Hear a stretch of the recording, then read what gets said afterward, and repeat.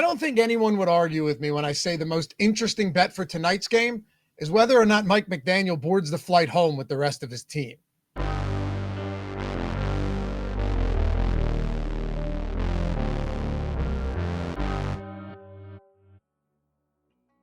Hey, Dave Loughran here on Twitter at Loughy_D. Give your boy a follow if you like talking football. And of course, leave a comment down below with where you think this wild game tonight between the Buffalo Bills and the Miami Dolphins is going to go. I think a lot of us will be on the same page here, but you know what? It is a tough one, and I'm going to tell you why throughout the duration of this video. And I think the way I might want to play this is just going with some kind of game script dependent or game flow dependent same game parlays, right? So we'll get to those as well. As always, if you're not following me over on Tails, we're building an amazing platform over there where you can grab free bets from whoever you want. All my bets all season long are free on Tails, not just for Monday and Thursday, but for the main slates on Sunday and everything in between. And everything you never find here goes there. Another thing, because I want to build some of these parlays out today, we're not just going to go with one style, right? Because I think this game could go in 3 or 4 different ways. I'm going to throw a same game parlay, boosted parlay in here on this video, but I also have 2 parlays, same game parlays with monster boosted odds that I'm only going to post over there on Tails today for the sake of time. So if you're not there, it takes 2 seconds to create a free account, no credit card information or nothing like that. Hit me with a follow, and if you want, turn on notifications, and we'll sweat these parlays together and throughout the entire season as well. So let's get into it. Bang that thumbs up, subscribe to the channel. I love you guys and appreciate your support.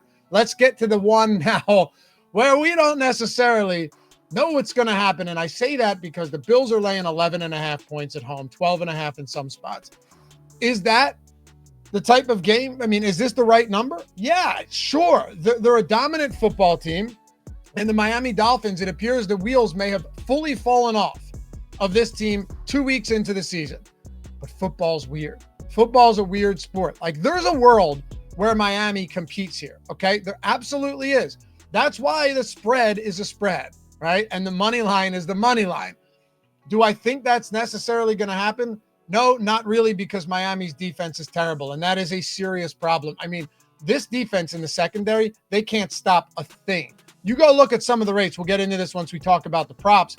They can't, there's no slowing anybody down. They're allowing a near 80% completion percentage to opposing passers this year, almost 10 yards per attempt. That's, it's unsustainable as an NFL team to be able to compete or be semi-competent at all.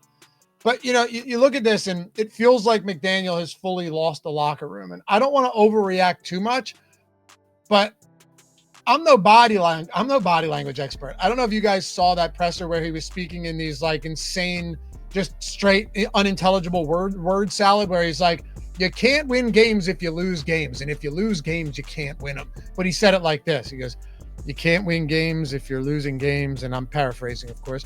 And if you're losing them, you can't win them. That's how you lose games, is by not winning them. And it's like, this guy just seems dejected, right? I mean, it felt like he looked resigned to the inevitable. And everybody knows in the NFL that it's cutthroat, and we know what the inevitable means. They can't stop the pass. They're already dealing with injuries in the secondary. Tua has been sacked 8 times in 2 games. And while there hasn't been a massive pressure rate, the pass blocking still hasn't been good. There's massive holes. And Buffalo's big weakness on defense, we saw it in week 1 with Derrick Henry, is that they will struggle at times to stop the run. Problem is, Miami doesn't block the run well. And also Buffalo's got a dominant pass rush. So, I mean, what do we really get here? Josh Allen's never lost to the Dolphins at home. He is 12-1 against the Dolphins overall, straight up, since 2019, including that playoff game, albeit Tua was not in that. I believe it was Skylar Thompson. Look, I'll take the Bills here. Do you love laying this many points on the Bills? No. I'll take the Bills. I put a small play here. I do think, if you're of the mindset, and I'm not telling you what to think, but I'm telling you the way to play it if you think this, and my good friend Ben Rasa fed me this info the other day, and I was like, you know what, that's a good idea. So credit where it's due. If you really think that it's over, right, for the Miami Dolphins, you may just want to take a massive alt spread on the Bills instead. Like, instead of just laying the 11.5, which is a big number, grab a monster alt spread, like 23.5 or something like that. Make sure you're looking at these key numbers, of course, get inside of that. But that may be your play. That may be the smartest and wisest way to play this if you think that it's completely done for Miami and they come out here and get steamrolled over a 60-minute duration. So keep that in mind. Find the best odds on that. Could also be a strong way to play it. All right, so we're talking props and same-game parlays here. The problem, and I mentioned it earlier in the show, I alluded to it, the problem with props in this game, and I don't think you guys would argue this, is that you can beat the Dolphins in a multitude of ways here. Now, any of us could be like, well, we like this and we like this for the Bills. We like this, but how can we confidently project that the game's going to go that way if the Bills can do whatever they want? The Philadelphia Eagles are similar in that respect. Not this year so far, but in the past. If Jalen Hurts wants, he can go out there and just light it up with A.J. Brown and Devontae Smith, or Barkley can run all over you and Hurts can use his legs. The Bills are the same way, except it's even tougher to try and project what's going to happen because while you have a concentrated target share on a team like the Eagles, you don't in Buffalo, right? You have Coleman, you have Shakir, hell, you have Palmer, you have Kincaid. Knox has been getting involved. They'll even use the running backs in the passing game a little bit. Or James Cook could just go nuts. Or Ray Davis in garbage time could have 50-plus yards and they pull guys. Or what about Josh Allen just running? You see what I'm saying, right? I do like Keon Coleman over 42.5 receiving yards on Bet365 because he will be targeted downfield. He's running routes on a team high 89% of dropbacks. So all of that is good to me. But what I want to do is build same game parlays out with the potential game flow in mind. So let's build a same game parlay with, hey, Josh Allen and the Bills dominate Miami through the air, right? They might not need a ton of volume, but they dominate them through the air. Let's run one with the Bills dominate in the run game and on defense, or let's also build one with a shootout. Those final two, I'm going to throw on tails. Like I said, jump over there. You'll see them right there. You'll be able to bet them straight from the screen. So come hit me up. But the first one I want to build, and we'll do it for this video, is on Bet365. Of course, if you're not there yet, you're getting $200 in bonus bets when you sign up. Deposit $10 and bet $5. No matter whether it wins or loses. Straight no-brainer decision, my friends. I posted the link in the description. Just make sure you're taking advantage of these when you get the opportunity. 21 years or older to gamble. Gambling problem, call or text 1-800-GAMBLER. But they've got a 30% profit boost here. I'm going to post a 50% profit boost to tails on FanDuel and a 50%er on DraftKings as well. So stay tuned. But here's what I want to do.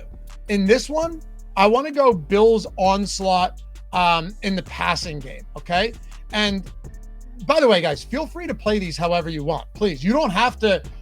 I hope you can take, if nothing else, like even if, are this 4-leg parlay loses, which is very likely, don't let anyone tell you different. When you're getting, when you're getting 20-1 odds, yeah, it's very unlikely to win. But when it does, we're going to position ourselves well. So feel free to play them however you want.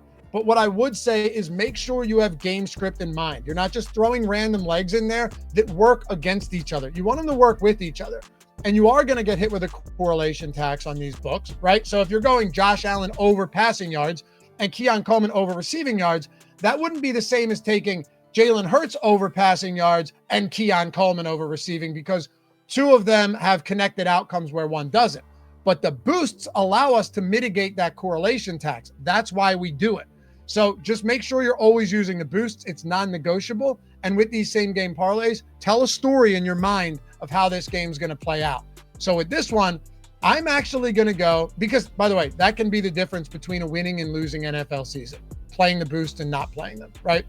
I want to go Keon Coleman and Khalil Shakir over 42.5 receiving yards. So we're going to play this as Josh Allen spreads the ball around, but really he's spreading it around and he's just hyper efficient, which is why I want over 20.5 pass completions as well. We could have grabbed over passing yards, but then the odds are getting totally nuked on us. And here's where we get a little weird. We're going Dalton Kincaid anytime touchdown. Why? Because they spread the ball around. If they have their way with Miami, I could see this being a game where Coleman gets his 50, Shakir gets his 50, and Kincaid, who has 2 end zone targets through 2 weeks, also scores, but doesn't need the volume to get there. So that's what I want to do. The Coleman and Shakir overs with the Kincaid touchdown boost these odds through the roof. You can see it on the screen. Again, I'll post 2 more parlays over on Tails. Would love to see you guys over there and join the community. and let's have ourselves a fun Thursday night football slate. I'll see you back here on Sunday. Bye-bye.